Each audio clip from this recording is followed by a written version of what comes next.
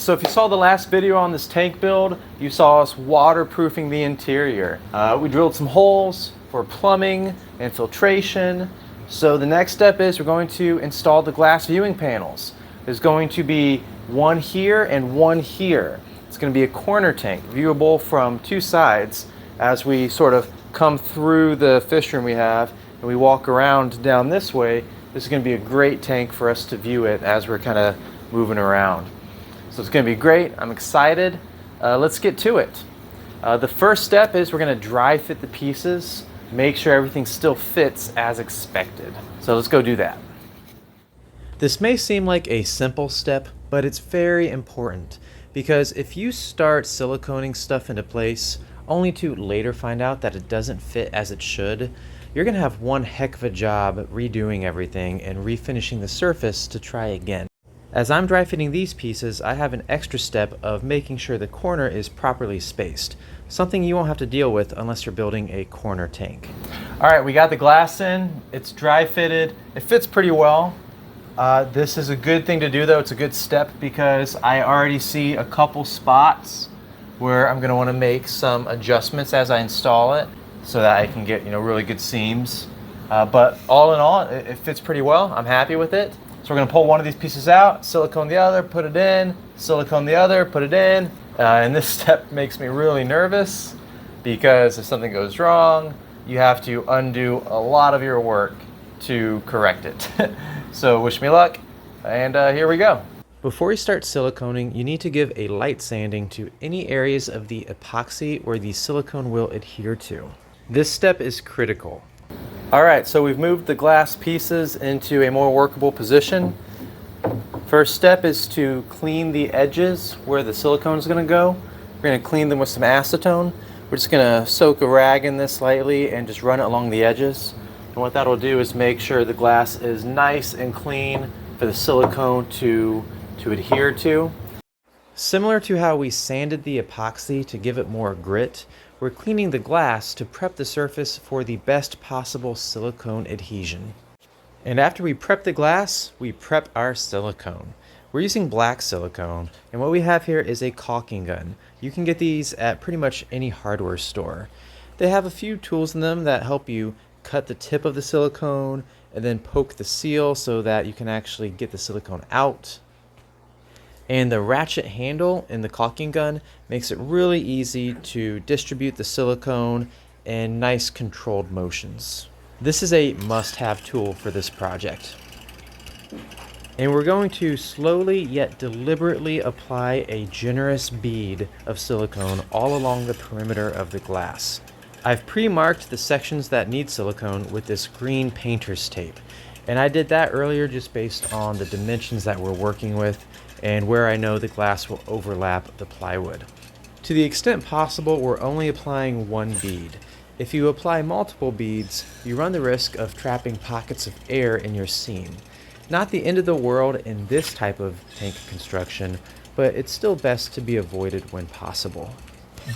But beyond that, the most important thing is speed.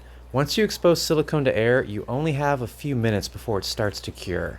Once the outside of it becomes like a skin, then it's unworkable and you have to start over. But now that we have silicone on our glass, we're going to quickly finagle these pieces into position. Alright, so we got the first viewing pane in.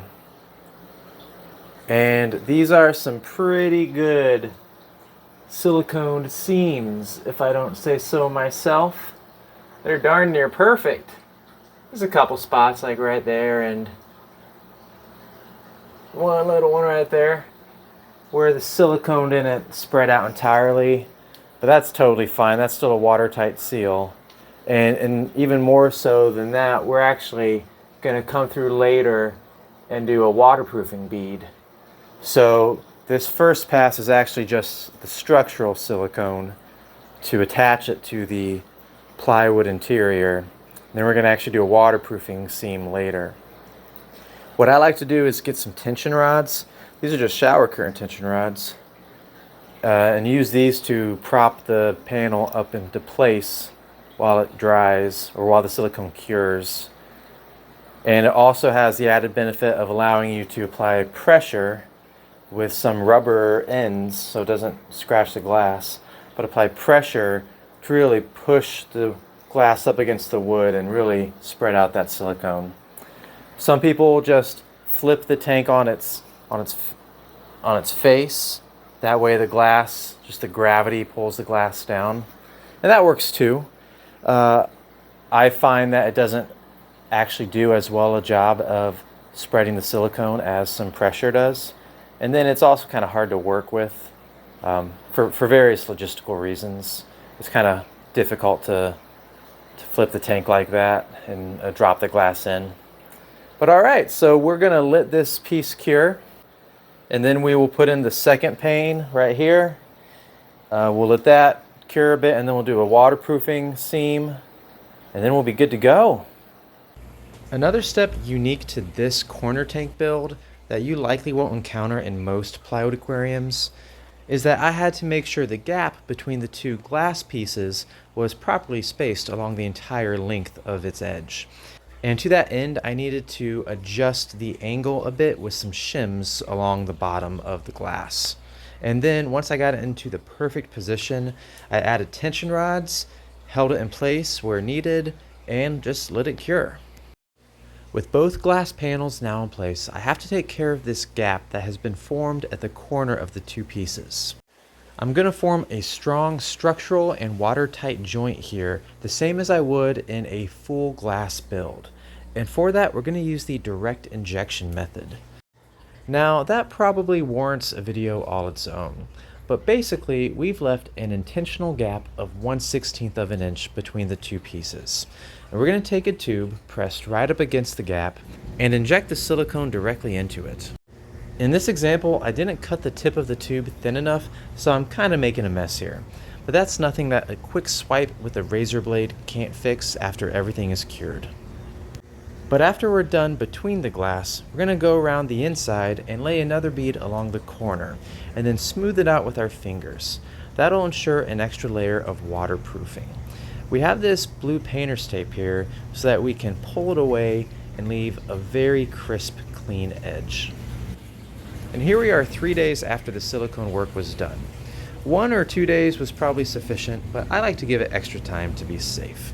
And I've also already come through with a razor blade and scraped off the excess silicone on the edges that you saw from my messy work.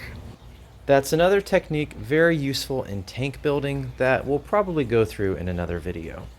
But for now, we have this tank filled, and I think it looks so great.